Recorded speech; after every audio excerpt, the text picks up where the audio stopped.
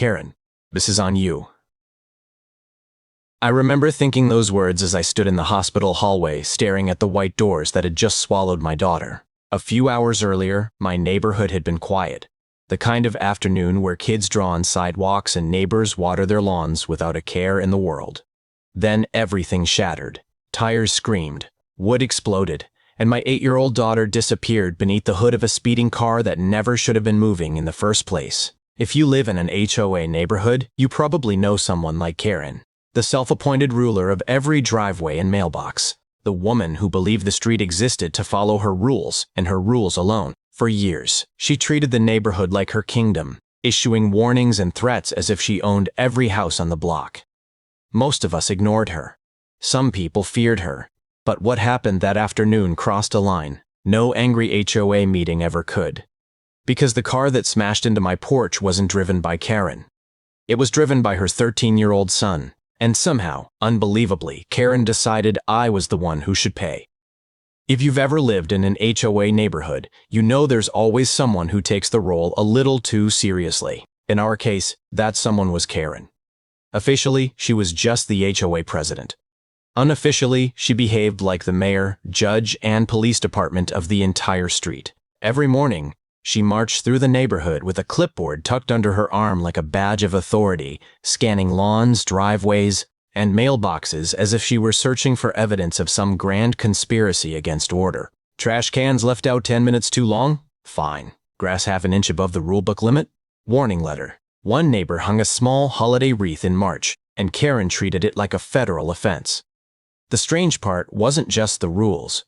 It was the way she delivered them. HOA meetings turned into public trials where Karen sat at the front table, calling out residents by name, while everyone else stared down at the floor. People learned quickly that arguing with her only made things worse. So most of us adapted the same strategy: stay quiet and stay out of her way. Because Karen didn't just enjoy authority, she fed on it. The attention, the control, the feeling that everyone else had to answer to her. And if someone dared challenge that illusion of power, she had 1,000 little ways to make their life miserable. For years, that's exactly how the neighborhood survived her. We ignored the noise, tolerated the lectures, and waited for her storms to pass. None of us realized that her arrogance wasn't just annoying, it was dangerous. For all her obsession with rules, Karen had exactly one exception, and that exception was her son Greg. If the HOA handbook had 1,000 regulations, none of them applied to him. Greg was 13, lanky, always half smiling like he knew the world bent a little differently around him. And in Karen's eyes, he could do no wrong. If a neighbor complained about him cutting across their yard on his bike, Karen called it harmless fun. If someone mentioned he was a little reckless, she brushed it off as jealousy. The first time I noticed something strange, Greg was sitting behind the wheel of Karen's car in the driveway, hands gripping it like he was imagining the road ahead. Karen stood nearby laughing, telling him to pretend he was driving. It seemed harmless enough. Kids dream about driving all the time. But a week later, I saw the car slowly roll down their driveway with Greg actually steering it. Karen sat in the passenger seat calm as if this was completely normal. After that, the sightings became more frequent. Greg easing the car down the street. Greg circling the block.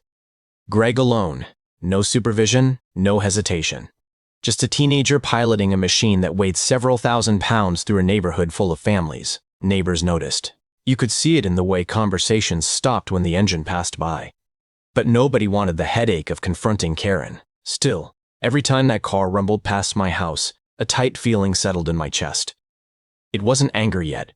It was the quiet certainty that sooner or later, something was going to go very wrong. Eventually, that tight feeling in my chest turned into something I couldn't ignore anymore. One afternoon, I saw Karen standing at the curb with her clipboard, inspecting a neighbor's lawn like she was preparing a citation. Greg's car was parked nearby, still warm from a lap around the block. That was the moment I decided silence wasn't helping anyone. I walked over and kept my voice calm, explaining that letting a 13-year-old drive through a neighborhood full of kids was dangerous. I told her it wasn't about rules or HOA drama. It was about safety. Karen didn't hear concern. She heard a challenge. Her face tightened instantly, and before I knew it, she was raising her voice loud enough for half the street to hear. She laughed like the idea was ridiculous, claiming Greg handled the car better than most adults she knew. Then she leaned a little closer and accused me of being jealous, as if warning her about a potential accident was somehow a personal attack. A few neighbors slowed their walks, pretending not to listen while clearly hearing every word. The conversation went nowhere. Karen kept talking, louder each minute, until the entire thing turned into a small public spectacle. Finally, I shook my head and walked away, telling myself I had done my part. But as I stepped back onto my porch, a quiet thought followed me inside. Some people only learn when the consequences finally arrive. A few days later, the afternoon felt ordinary, the kind of calm moment you never realize is fragile until it disappears. The sun was warm, the street was quiet, and my daughter Emily was sitting on the edge of our porch drawing bright circles on the sidewalk with a box of chalk. She hummed to herself while she worked, completely absorbed in turning the concrete into her own little masterpiece. I remember watching her for a moment before stepping inside to grab a glass of water.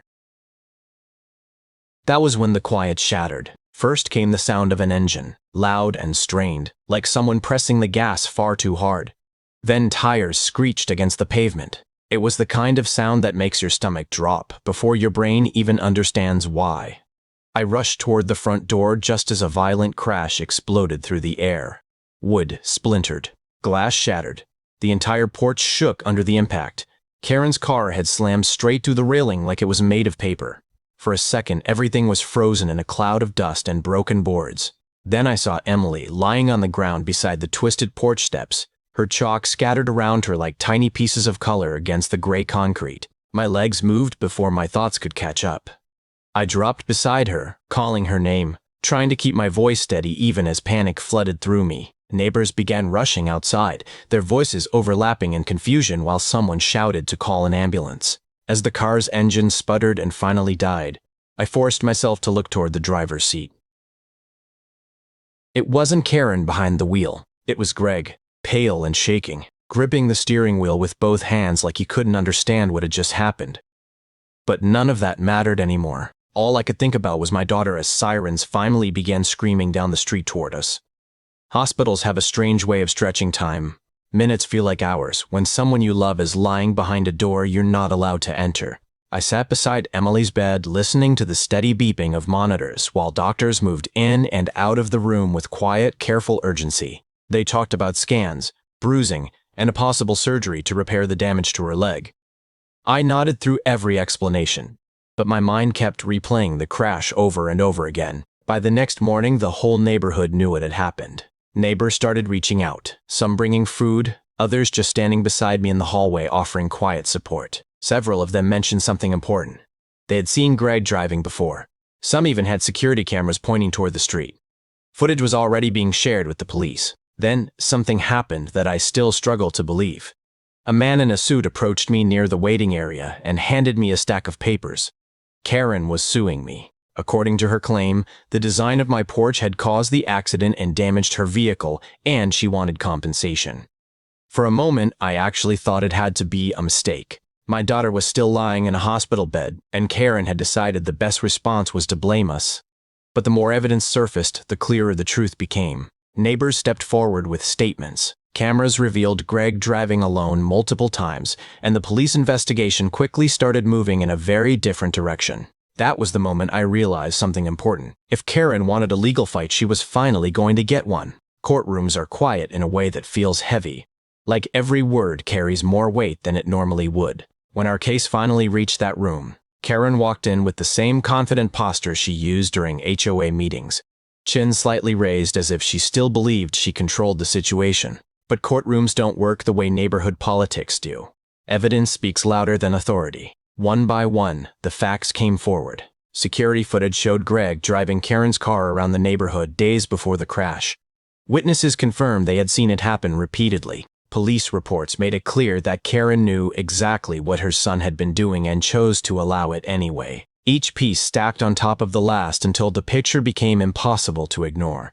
When the judge finally spoke, Karen's lawsuit collapsed almost instantly.